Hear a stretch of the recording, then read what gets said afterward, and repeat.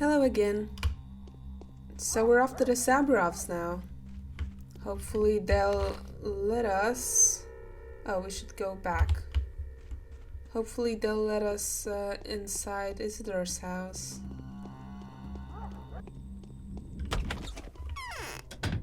Hello, Sabrov. What has this town turned into? Truly a country of contradictions.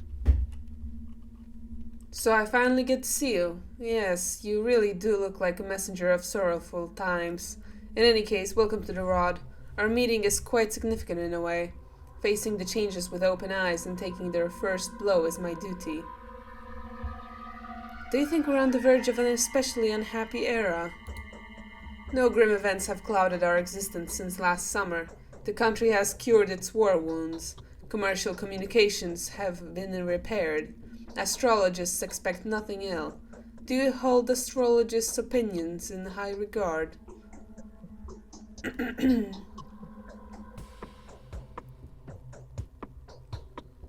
Who do I have the pleasure of speaking to, sir? I am a ruler. Astrology can be very curious, but I cannot allow it to influence my decisions. I have to act according to factual circumstances. Would you agree?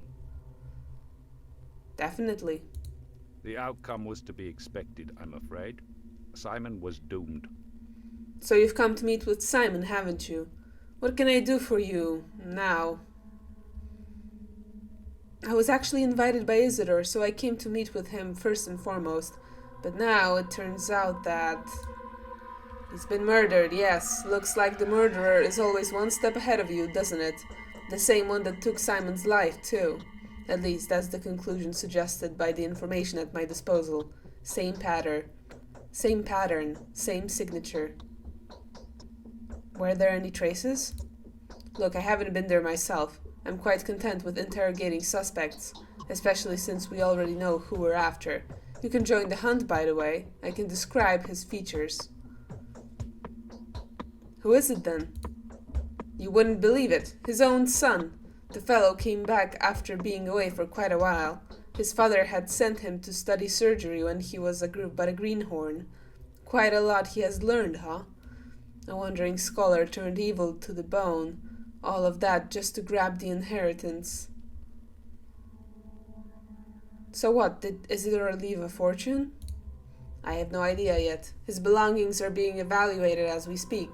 It's not about money, though. The steppe people's idea of heirship still comes with those ancient connotations. Tribal ethics. The next of kin not only inherits things, they inherit knowledge, fate, power. Such motive is incompatible with a student of medicine in my mind. It's in their blood. Oh well, the outlaw will show his true colors soon enough when we catch him. He'll explain the motive himself. How did you find him? In all honesty, it's hard to explain that to an outsider like you. Do you believe in such thing as clairvoyance, Bachelor? He can say no or of course I do. I think the of course I do is kind of sarcastic. I'm not sure. No. Well, you should get to know my wife then. Or better yet, those who have already had opportunities to witness the power of her prophecies. Former doubters first and foremost. Rationalists. She's got something to say to you too, by the way. So your wife called out Isidor's son specifically? Not specifically, no. But it all adds up. And the circumstances of Simon's death make you wonder too. Isidor's son arrived here last night. The timing speaks against him. It even matches the time it takes to get from the crucible to Isidor's house. That's not enough. I'll have to take the investigation into my own hands. Is there anyone who can be of help to me, apart from your wife? There are very few good analysts in our town. Everyone is more or less superstitious here, except for one Yulia Yuricheva, perhaps, a most level-headed and reasonable person. The only person to remain skeptical about Katarina's talents, too. Without a shadow of doubt, she has her own picture of events. She always does. Exactly the person I need. The intelligent Yulia lives here. She may be my only ally in my attempt to put the fairy tales of this backwards place to the test of algebra and physics. What? Who are the people guarding Isidor's house? Those are volunteer patrolmen. We usually keep around 20 of them, but I've increased the number recently to 150 or so. Really? Why do you need so many? There's unrest in the dormitory. If I weren't certain that Isidor's been murdered by his son, I would even consider the crime to be politically motivated. Isidor was preparing to take over the kin and become its leader, at least according to the information I have. What is the kin? The steppe people who work in the abattoir, many of the factory workmen, an ignorant patriarchal pile that hasn't changed much since the Stone Age. They look human enough, but if you look closer, they're just beasts. Believe me when I'm telling you that I am not snobbish in the slightest, but there's good reason to call them that. I see. I don't think you're aware of the fact that Isidor came to me last night just after he had returned and warned me that there were some ominous events ahead of us. I took that as an unofficial warning about his upcoming takeover. Curious. Thank you for telling me this. What? Why are you giving me that look? As if Simon's death was my fault. Oh, so this room has always been here. Interesting. Let's speak with Katarina as well. Hello. It's true. The girl has proven that she's a saint, not a killer. The only proper way for a duel to end is with the death of one of the fighters. That's what battles are supposed to be. Any conflict that has two sides inevitably turns into a battle of good and evil. I never liked black and white mentality. I'm not speaking metaphorically or metaphysically. I'm talking about a very particular battle. You are one of the combatants, Bachelor Denkovsky. Do you favor good or evil? I favor winning. Spoken like a true warrior. I truly wish you victory, Bachelor, even though I doubt there can be a victory at all in this battle. Thank you.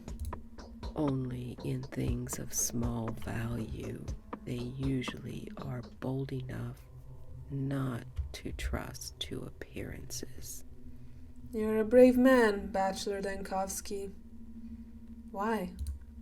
This fight is very unlikely to end in your favor. Does a clay and bone man-eater leave traces of the kind you've witnessed? It's only a spell, an illusion. They just prefer to see it this way. It makes it easier for them. So you know the details of my fight in advance. If you don't point at the killer by nightfall, then the killer will strike you down as well. You simply won't be able to recognize them. You won't notice them crawling up to you. Somehow you'll be very surprised upon seeing their face, and that will leave you paralyzed. Curious. It's true. The girl has proven that she's a saint, not a killer. Oh, the torment. I can't bear it. Do you also think Simon Kind's death was unnatural? No, not at all. How could someone who has absorbed all our blood not die? A single man cannot handle that. There are limits to a living being's vitality, and there are limits to the world's patience.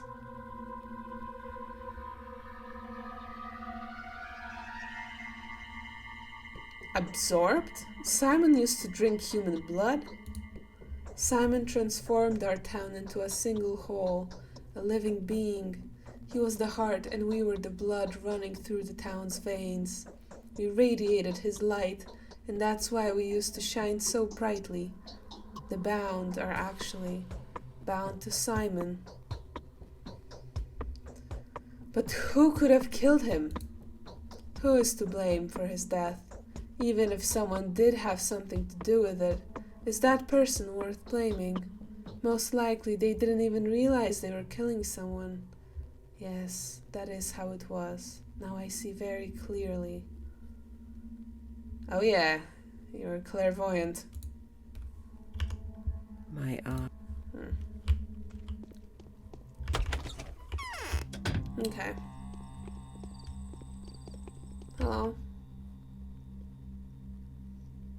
So here we are. Once again, no one's asking us.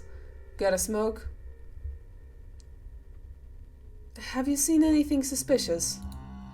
They keep going after the wrong people. What about you, Doc? Can you tell a man-eating Mara when you see her? She's absolutely cruel, and everyone's going mad for her. A man-eating what? Everybody's looking for Amara. Well, they say no one believes in her, but everyone's keeping an eye over their shoulder. You know how they paint Mara? There's a girl warming her hands up with her hair loose, all lithe and nimble, and then she bends back, peeks at you, and bam! Her face is all twigs. So you believe in this kind of monster? No, come on, I'm an adult man. On the other hand, pigs fly and all, you know. If Simon can live for 200 years, why can't Amara suck his life out, using her twigs as sipping straws? You're all borderline feral here. Who are you? Tell me about yourself. Me? Well, I'm a factory worker. The owner treats us like dirt, though. Well, I got me own house. Otherwise, I would have been stuck in that husk with the rest of them. Not going out, not even to buy bread. You just sit there gnawing at what you've stockpiled beforehand. They're completely off the rocker. What are you talking about? The termitory. And why? For what sins? Did we not handle the workload well enough? That might be so. But still, what are we to do now? Nah, home is best. Feels nice to have one. I can appreciate that. Moreover, living as a commune is warmer, yeah. Mutual support, team spirit and all that. But when you've got one bite in 1,000 mouths, one gulp in 1,000 throats, sport becomes irrelevant. They're starving and therefore getting weak. You don't seem to be starving here. We don't seem to be? How about you take off your big city goggles, eh?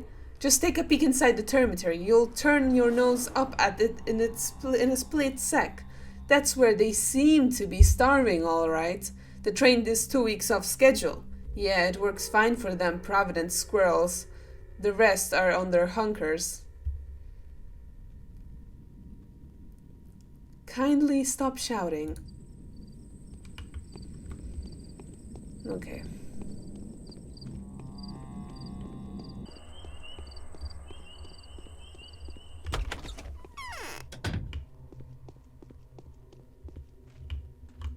Some chess? And what was supposed to be here? This looks like some kind of alcove. Or whatever. Hello. This girl is a changeling. She's not the murderer. I seem to have lost any capacity for observation.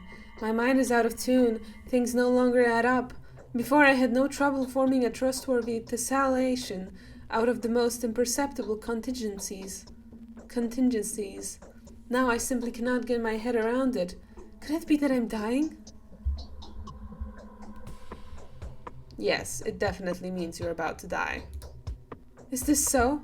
If I die, the universe would not notice my passing. But what if there are people who are the walking embodiment of the law by which events are connected to each other? What would happen to the universe if any one of those people were to die? Was Simon this kind of person?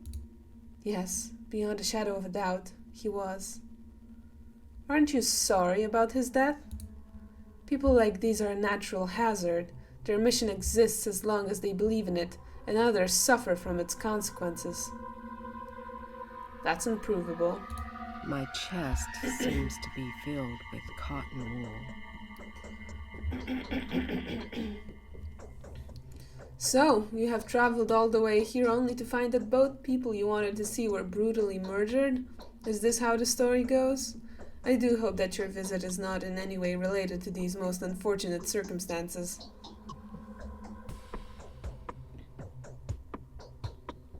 I have to find whoever it is that killed Isidor and Simon, and I wanted to ask you for your help. Saburov told me you have a gift for all manner of investigative inquiry. I am certainly no better investigator than you. I never had a chance to search for a murderer before. The best I can offer is to fill in the blanks with whatever mysterious supernatural entities seem most fitting. Shabnakadir is the simple man's scarecrow. I would have followed a different narrative. What kind of narrative? Consider the circumstances of his death. They said Simon had locked himself up in the evening and consequently died in the morning inside the mansion, in a chamber with some peculiar name. In this case, I would suggest that Simon was poisoned. By the kinds, I would have thought, but I know their family all too well. Their mutual loyalty is only rivaled by their arrogance towards anyone who is not one of them. They hold the princely sage who stands at the head of their family in highest esteem. They believe that a single dishonorable act will tarnish their name for generations to come. I doubt any of them would have stooped to this, no matter whether they wanted to or not. But did they want to do it, I mean? In all likelihood, they did. Their respect for Simon was nothing compared to the adoration felt by the common townspeople. After all, every kind suffers the same kind of benign insanity that leads to people pursuing their own fantasies, and little else other than that. This indulgence is something that Simon would likely stand in the way of. So you think the cause of death is poison? I don't believe you understand what "he died in focus" really implies. Do you know what the kinds refer to as focus? You don't seem to grasp the semantics of the term. These are the kinds for you. These kinds of innuendos are their forte. Well, what is this focus then? The focus is anything but an abstraction. Quite the opposite, in fact. It is governed by mathematically rigid regularities. You see, no one but the owner of a focus may get inside.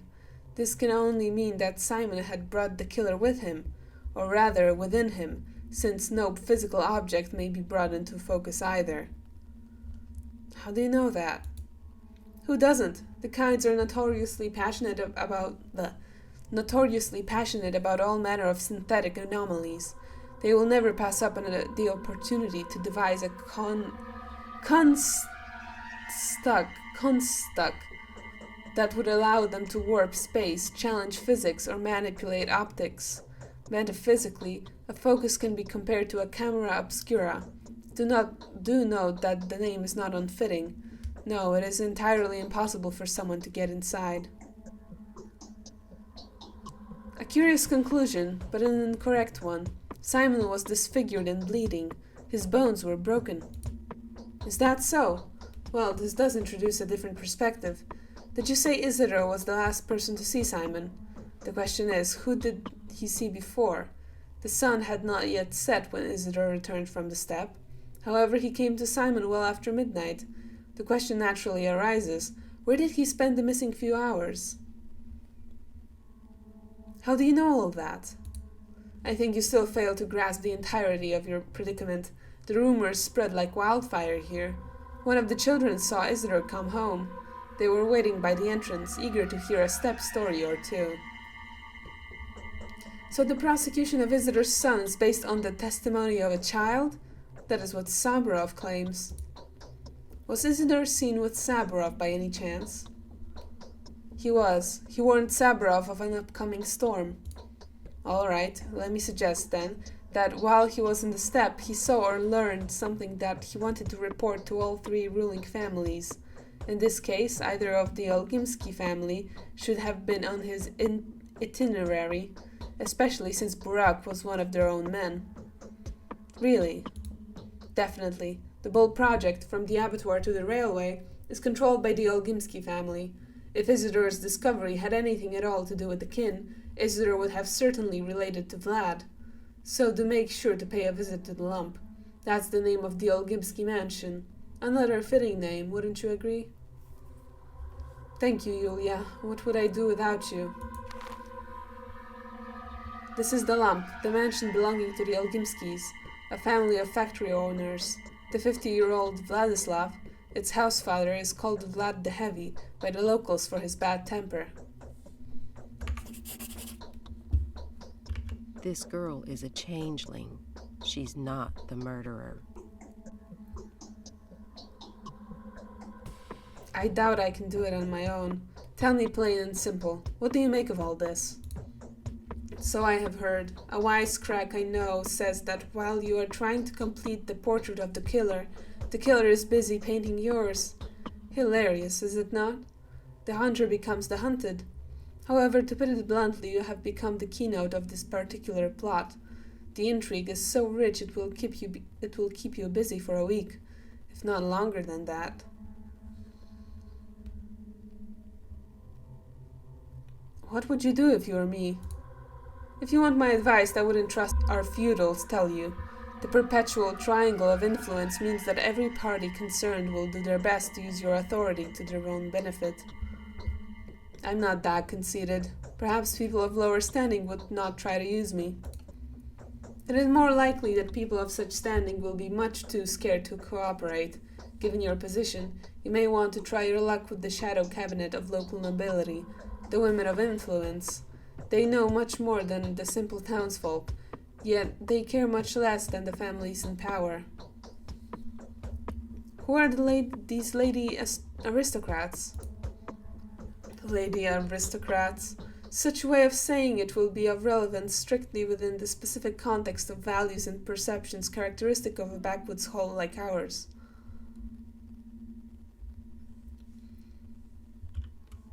The catch is that the aristocracy is not defined by birthright here. Rather, the status is granted by the degree of enigmatic fascination that a woman is possessed of, questionable background, audacity of demeanor, this whole assortment.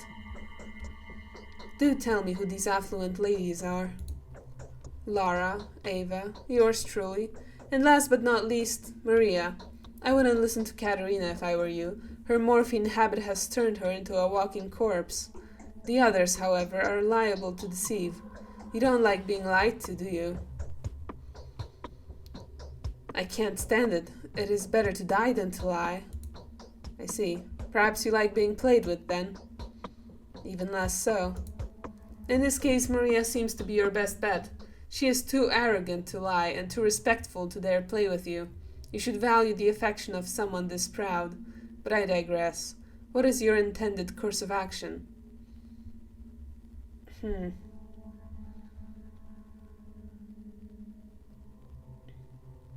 It depends. It seems the Kinds have been so considerate as to promote me to the rank of bait. There is no need for any special efforts to play that role. The main thing is to be available. What? What did I get? I should let some fresh air into the room, but I don't.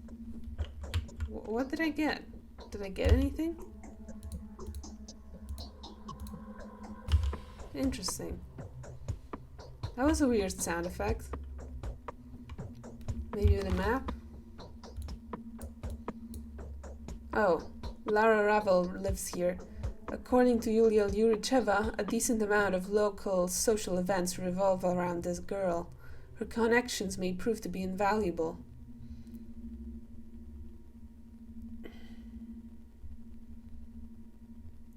My new friend turned out to be both well-known and well-informed. Yulia insists I consult her when I meet a dead end.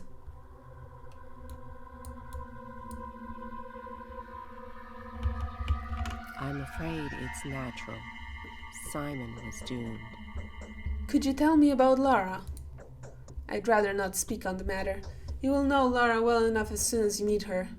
My relationship with her is complicated. Why is that? They say that Lara is an angel, an epitome of benevolence and compassion. She sees everyone as a friend. She is too eager to help, too happy to oblige.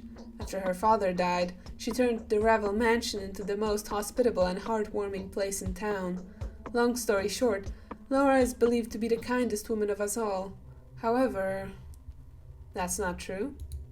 She is a woman devastated by grief. All the gifts that she is so happy to give away are, fundamentally, offerings to a dead person. She favors the living with something the dead have no use for. Who is the addressee? Could it be her late father? This is merely a speculation, though, something I was able to conjecture from what observations I made. So Lara is no angel. Her philanthropy is almost Her philanthropy is almost reprehensible. She pities everyone she comes across, for she knows they will all die just like her dearly departed. She sees a corpse in everyone she looks upon. I can't say I appreciate it, but that being said, she will certainly be of great help to you in your inquiry. I see. There are unseen connections looking through the capricity and tenuity that the world seems to be made of. I've yet to meet anyone who can help me in the slightest way to find a killer.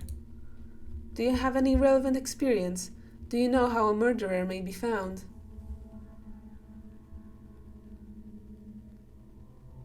I don't do killer hunting. I'm a scientist. Incidentally, it is more than possible that the killer is hiding in the house of Anna Angel, a thespian of sorts. Now here is another woman worthy of attention. In fact, I heard some ghastly man... What's up with my speaking voice today? Some ghastly man covered in blood was seen entering her house today. How do you know of this? The town is a small place, Bachelor. The wind carries rumors with falling leaves, mixing birds' feathers with emotions. We all know one another so well here that we are sometimes able to hear each other's thoughts. A family trait, if you will. But that being said, I doubt that the man in Anna's house is the real killer. Where does this Anna live? She lives in a mansion that once belonged to a family of exiles whose political views led them to a far-out town like ours. Because of some ill-conceived sense of camaraderie, they were happy to give shelter to a runaway actress, as soon as she told them she was persecuted by the powers that be. A few years later they died, suspiciously if you ask me, leaving Willow Mellow, their daughter, in the care of their companion. Willow died soon thereafter. Mysteriously. They all died of natural causes, allegedly, even though Willow was buried in a tightly closed coffin. The body was examined by Isidor Burak, however, and he is not a man who would cover up a crime. Anyway, you would do good to take a look at the house yourself. The mansion is known as the Willows. It stands by the gullet in earth. Anna, huh? Well, I'll get to know her. The Willows serves as the residence for a singer called Anna. Her last name, Angel, has a curious ring to it. Yulia believes that the suspected murderer may be hiding there. She specifically said that she doesn't think it's the killer, but okay. Yes? Do you like Evayon? Very much. It wouldn't be much of a stretch to say that I absolutely admire her. Weird. I expected you to have a different opinion of her. She dons the mask of absent-minded promiscuity, but this pose has nothing to do with what she really is. I'd be happy to be friends with her, but she does not understand me, and rightfully so, considering her eminence. I can't believe my ears. Sooner or later, a fervent believer may emerge from within her, dissolving her completely in the object of her adoration, after which she will probably kill herself, but I'd rather talk no more of that. All right. I'm afraid it's natural. My check. Another bed. Cool.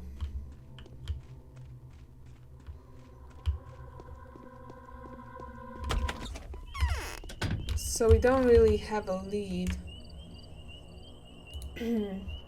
Oh, right, let's read this. In pursuit of a killer. To find out who killed the immortal Simon Kind. The dead man's own family may not want it more than I do. I have an abiding desire to punish the murderer, to eradicate them, no matter if they were acting on their own account or at the behest of the powers that be. Whoever they were, they picked the moment far too well. My gentle associate, my selfless advisor Isidor Brock, was the last person to see Simon Kine alive. If it wasn't for Brock's guidance, I never would have come to this backwoods domain. All the more reason to start my pursuit with him. Isidor Brock was murdered. The local authorities have sealed off his house. Alexander Saburov, the head of the Saburov family, has taken control of all the proceedings regarding law and order in the town.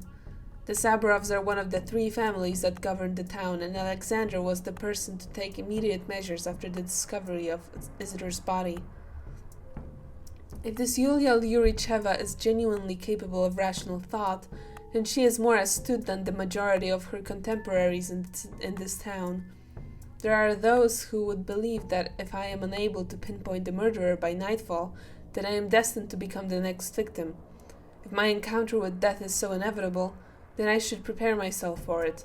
As ludicrous as it may be, the thought sends a chill down my spine.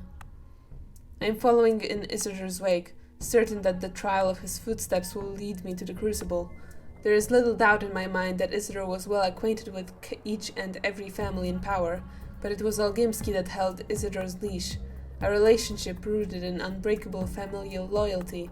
It is with the Olgimskys that I must make my next destination. And other tasks.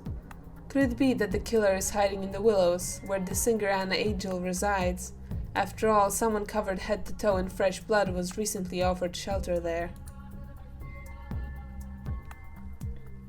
Okay, as of today, my mission remains obscure. The examination of Simon Kine. Wait, did I read this already? Yeah, I did. Also, let's check the letter that Isidor Brock sent us. My dear Bachelor Dankovsky, it was most disconcerting to learn that the powers that be have the intention of shutting down the laboratory that owes its fame largely to your own research in the field of pathology. Is it true that your detractors have branded your studies scientifically stillborn? Rejoice, Bachelor, for there is an observable case that would quell the obscurants that reject the research of death, aging, and necrosis as a subject that lacks academic viability. This case, were you to document it, would go a long way towards restoring your reputation as a scholar. The subject in question is Simon Kine, who has ruled the town where I live for as long as I can remember. This man's longevity transcends the boundaries of what is plausible. It is phenomenal, no less, and I struggle to give an explanation of it with what scientific means I have at my disposal. Make no delay. There is a sensational discovery to be made here, a breakthrough that will not only save your laboratory, but also revivify your studies and greatly increase your scientific renown. Your humble servant and faithful colleague, Isidor Brock.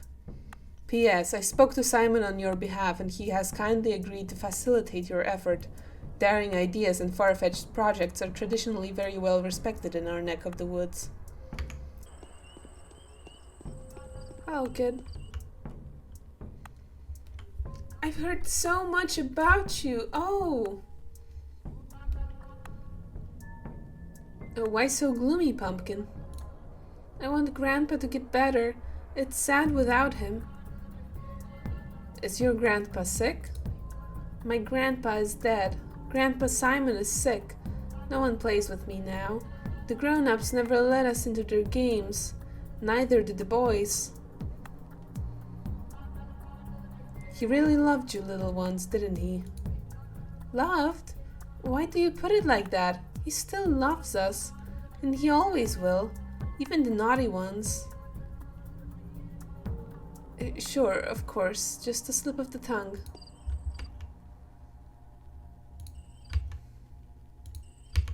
Okay. What's in your pockets? Presents. Uncle Bachelor, do you want to trade presents? Why not? Sure.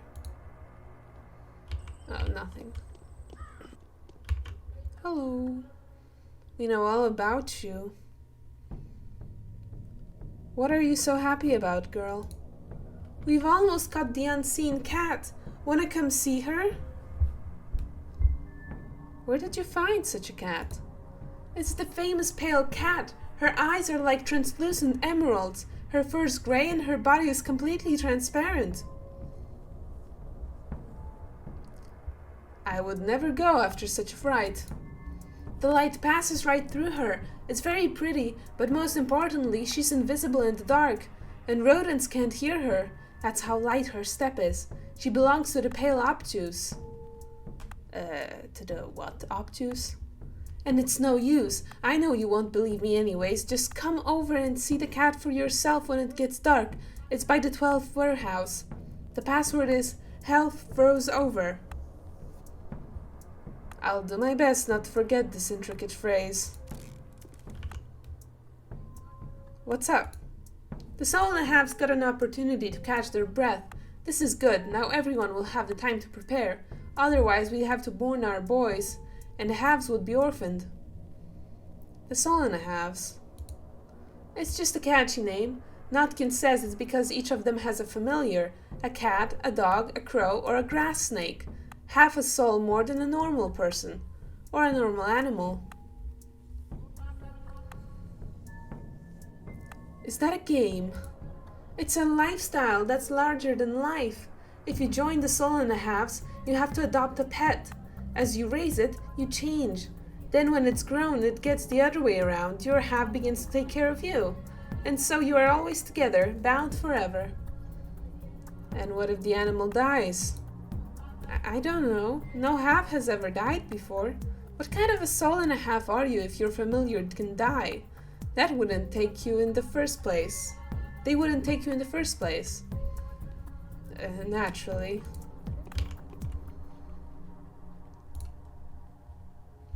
Oh. Bullets? I only have one. I guess I can get some more bullets.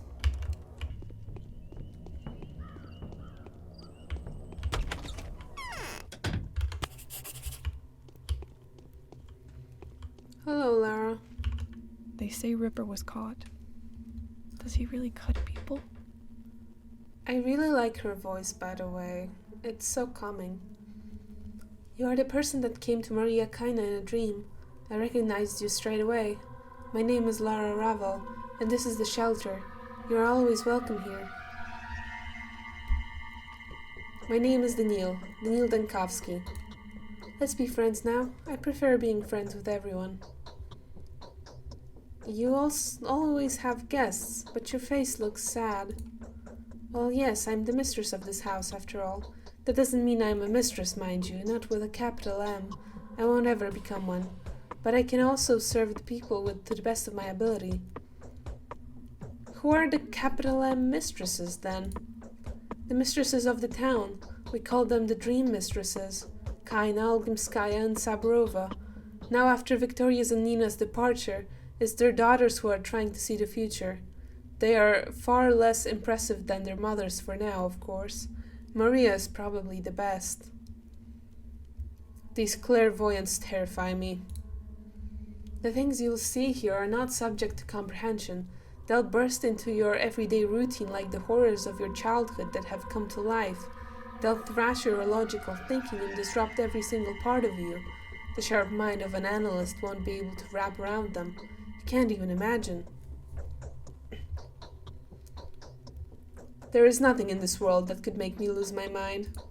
It is not so dangerous to do wrong to most men as to do them too much good. I know you're a doctor, a wonderful one at that, a celebrity medic. Everyone in our small town knew that a famous doctor was coming here. I'm very glad you really have, because I want you to do a certain good thing. Can I ask a favor of you? Please do. A few years ago, the child death rate went through the roof here. 6 people died in a week. 10 or so came down with serious illnesses. It made us worried, but unfortunately, we couldn't find the cause straight away back then. In the end, it turned out that the children were dying because of a game. What in the world? What kind of a game kills children? They were playing, what did they call it? Well, it was some kind of medical game. They were stealing medicine from the adults and making some diabolical mixture out of it. Then they healed each other with it. Back then the game just faded into obscurity, but now I've heard they were contemplating doing it again. Someone has already been poisoned. But what for? I tried to ask the kids, but they don't trust us. They think we want to put an end to this dangerous game because we are mean and stupid adults that simply don't get it. So your arrival has come in very handy. So you want me to play with them and gain their trust? That's no simple feat. No, it's much simpler. There is a house somewhere in the town, either abandoned or just unoccupied. That's where they play hospital. That's where they store their horrible mixtures. Please use your standing and your celebrity name to put an end to this game. Capella, Olgimski's daughter, believes that the house will be unlocked today. I'll do my best, of course. How can I find the house? Capella mentioned it's next to one of the ruins.